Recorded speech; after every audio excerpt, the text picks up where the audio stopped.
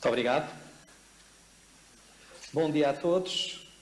Em primeiro lugar, gostava de agradecer o amável convite e, nomeadamente, o contributo que têm para reduzir a minha pegada de carbono e conseguir que eu hoje ainda desse aulas e da parte da tarde também. Por isso, tenho muita pena de não estar.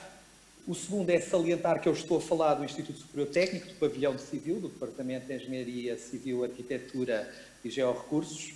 E como provavelmente veem, como eu estou agasalhado, percebem que eu não estou numa passival-se logo à partida. E que se vou refletir um bocadinho sobre bem-estar e saúde, ou seja, já posso dizer que do ponto de vista do utilizador eu posso falar sobre esse ponto de vista.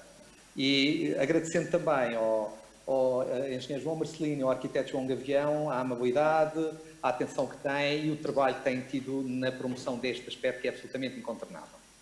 Eu se calhar iria partilhar o ecrã.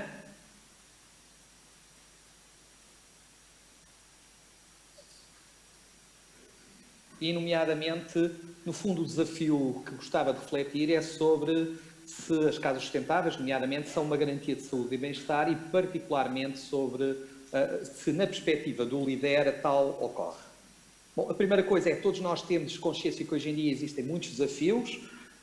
De alguma maneira, anteriormente, fez-se um bocadinho a perspectiva. Alguns deles é a sustentabilidade. E é a sustentabilidade no sentido em que gostaríamos, de alguma maneira, de ter um ambiente que contribuísse para um bom equilíbrio ambiental, social e económico. E quando falamos em social, estamos a falar aí da dimensão de saúde e bem-estar, ou seja, que enquadra um bocadinho em relação a esta dimensão. A perspectiva do LIDER é um bocadinho mais holística e eu acho que vale a pena eu introduzi-la para depois perceber um bocadinho o racional em relação a esta análise. O LIDER existe desde 2000 como uma ferramenta de apoio à procura da sustentabilidade. A primeira versão era, sobretudo, centrada, nomeadamente, nas questões mais ecológicas. A segunda versão que está agora ainda a uso, é uma dimensão que assenta muito na componente ambiental, mas também já tem uma forte dimensão socioeconómica. E a terceira, de alguma maneira, centra-se já numa versão em que se procura a alta eficiência, circular, o bem-estar, a conectividade. E, de alguma maneira, é sobre essa perspectiva que eu gostaria de refletir. No fundo, ela assume que é importante termos... o edifício não é uma ilha e, por isso, ele tem que trabalhar integrando no local onde está, a nível do solo, dos ecossistemas, da paisagem e do património. Tem que ter um bom desempenho do ponto de vista da energia, nomeadamente a nível dos recursos, mas traz também uma nova dimensão que é... a água ou, por exemplo, os materiais que nós de alguma maneira não aproveitamos e que às vezes são os resíduos sólidos ou os efluentes, poderão voltar a ser utilizados e por isso nesta nova versão eles aparecem não só na perspectiva de cargas poluentes, mas também na perspectiva de recursos que possam ser secundários. E a este é fundamental inserir aquilo que será o serviço, a resiliência, nos quais a qualidade do serviço e a adaptação estrutural face a futuras alterações climáticas será importante. E este é um dos aspectos que eu depois gostaria de destacar. Traduz-se também na procura de uma dinâmica socioeconómica a diferentes dimensões, nomeadamente, e também numa outra vertente que é absolutamente indispensável, é que os edifícios são, para os seus utilizadores, são eventualmente em diferentes dimensões e por isso o seu uso tem que ser balizado, informado e ajudar de alguma maneira a que esse uso caminhe para a satisfação, se possível, bem-estar e saúde em relação a esta dimensão. O LIDER tem uma escala em que diz, bom, nós hoje em dia temos um desempenho que não é muito eficiente e o que nós gostaríamos de ter é escalas de melhoria significativas, ou seja, nomeadamente o fator 2 vezes melhor é um fator 2 ou é uma classe A, ou 10 vezes melhor é um fator 10, que podemos estar a falar de uma casa que tenha um desempenho passivo muito, muito significativo, por exemplo. Estas várias áreas têm diferentes importâncias. Aqui, em termos esquemáticos, estarão de alguma maneira as várias áreas com maior ou menor dimensão, e eu queria salientar que a área da energia e da qualidade do serviço, onde está o bem-estar e o conforto, são algumas das dimensões que são absolutamente mais ponderadas, nomeadamente nesta versão. Ela aplica-se desde a componente da escolha dos materiais até aos edifícios e até às zonas urbanas e os utilizadores, e estamos inclusivamente agora a trabalhar do ponto de vista das comunidades sustentáveis. São várias as certificações, dos quais tivemos a felicidade de acompanhar algumas das casas Passive House e por esse acompanhamento, que de alguma maneira verificar, acabámos por perceber algumas das suas características. chamando a atenção que as casas Passive-House, por terem um bom desempenho na energia, no conforto e outras dimensões, são também uma alavanca muito substantiva para ter bons desempenhos, nomeadamente na procura da sustentabilidade. Bom, se estamos a falar de saúde e bem-estar, talvez valesse a pena refletir um bocadinho sobre quais são a dimensão com que nós falamos de saúde e bem-estar. Há diferentes noções, ou seja, se olharmos para a Organização Mundial de Saúde, as suas definições, por exemplo, no preâmbulo da sua própria Constituição, diz que não é só a ausência de doenças, é também um estado completo de bem-estar físico, mental e social. Já na perspectiva do bem-estar, é olhado como satisfação, também é olhado como a percepção e a avaliação do funcionamento psicológico, social e eventualmente emocional em relação a esta dimensão, ou seja, tem várias dimensões que são importantes. A parte dos edifícios de saúde e bem-estar é cada vez mais incontornáveis, evitar os problemas, nomeadamente, e temos problemas históricos da utilização de materiais que eram considerados muito seguros, como o amianto, que a determinada altura, face eventualmente a serem friáveis e à libertação de partículas, trouxe riscos.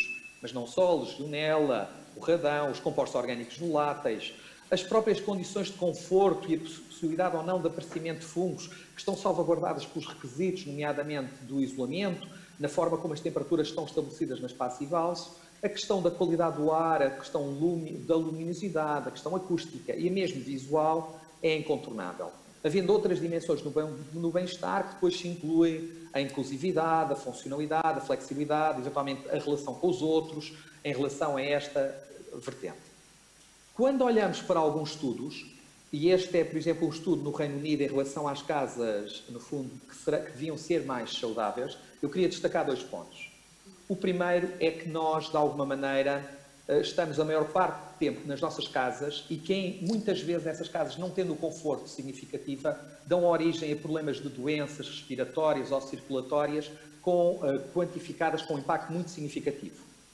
E depois tem vários efeitos, e nomeadamente há uma expectativa cada vez mais, se virmos, que cerca de 90% diz que gostavam de ter casas que assegurassem um compromisso de bem-estar e saúde, sendo que 30%, nomeadamente na amostra que foi feita para este estudo do BGE no Reino Unido, dizem que estão dispostas a pagar por uma casa mais sustentável, ou eventualmente uma casa mais saudável nesta perspectiva.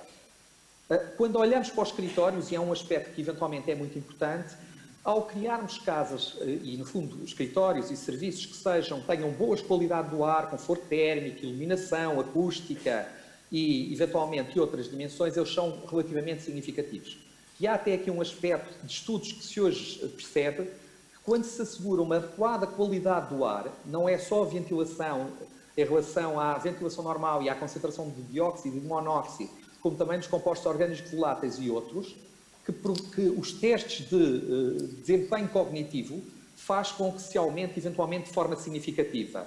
Neste caso, até me faz lembrar alguns treinadores de futebol que dizem que a equipa vai jogar a 101%, que é exatamente, eventualmente, o que aqui é indicado neste estudo. E isto com grandes impactos em relação a esta dimensão. É óbvio que as implicações passam por diferentes soluções, diferentes sistemas, diferentes formas de organizar e de eventualmente dar resultados, que vão desde o bom isolamento, aos materiais, às questões do conforto, eventualmente até às cores e outras dimensões, ou seja, é multidimensional. E nesse sentido, a perspectiva do LIDER, e pegando alguns das áreas de critérios programáticas de saúde e bem-estar que talvez sejam interessantes, que eu gostaria de refletir, são as seguintes.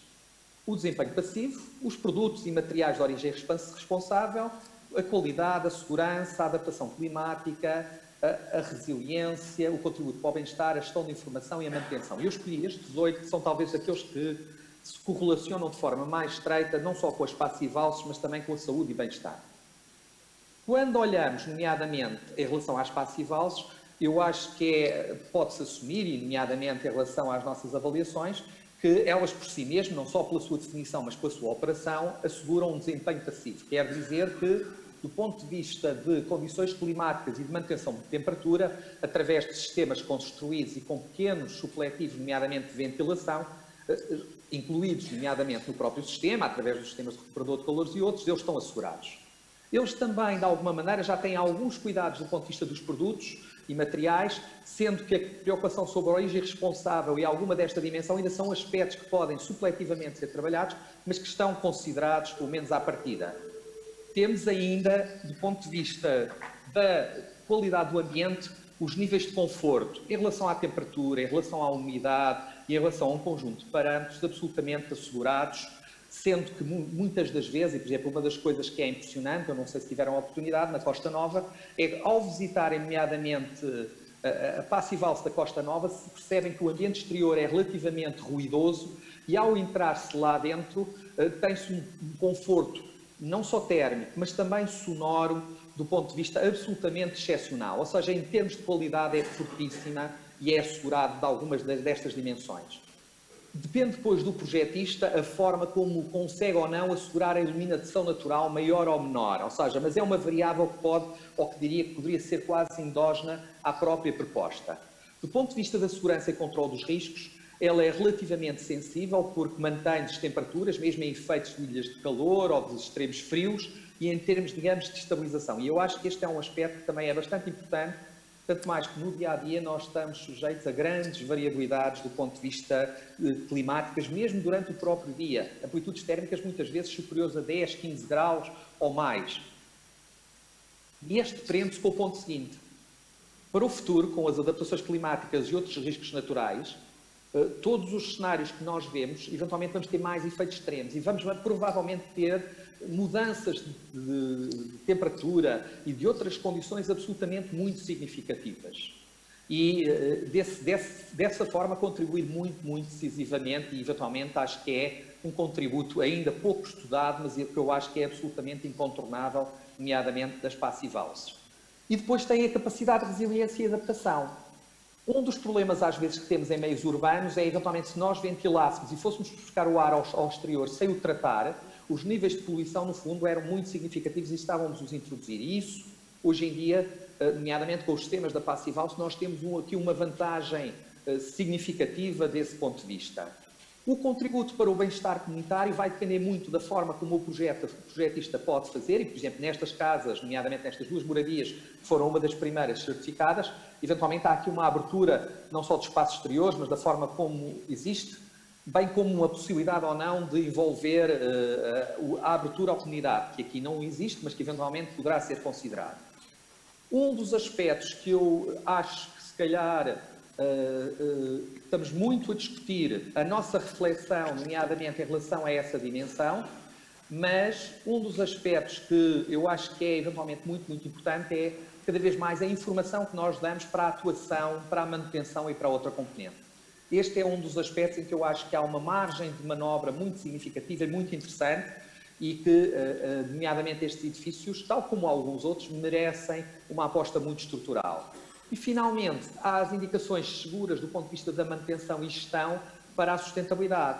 Ou seja, há, de alguma maneira, um conjunto de 8 dimensões que algumas estão endogenizadas e outras estão existentes e que, no geral, permitem que, muitas das vezes, as casas passivas, nomeadamente com a norma Passivals, tenham, em muitos dos parâmetros, uma mudança face à componente existente, passando dos 150 kW por metro quadrado para os 15 e para outras dimensões de conforto, nomeadamente com uma dimensão muito importante que eu classifico em muitas das vezes, e o sistema tem avaliado como um fator 10. No fundo, em termos de síntese, e para cumprir o meu tempo, gostaria de salientar a ideia que elas asseguram excelentes níveis de conforto e de saúde resiliente, que desafiam cada vez mais, e é um dos desafios de trabalhar para assegurar materiais não só que não tenham problemas, mas que sejam positivos para a saúde e bem-estar, em termos de cores, temperaturas, toques e das outras dimensões, bem como informação e modos de gestão sustentável e procura de bem-estar. No fundo, eu diria que, pondo aquela hipótese de trabalho, com alguns destes componentes de forma sumária, nós poderíamos dizer que as Passivals estão a contribuir fortemente para a saúde e bem-estar. E agradeço-vos a vossa oportunidade de poder, de alguma maneira, refletir convosco sobre este ponto. Muito obrigado.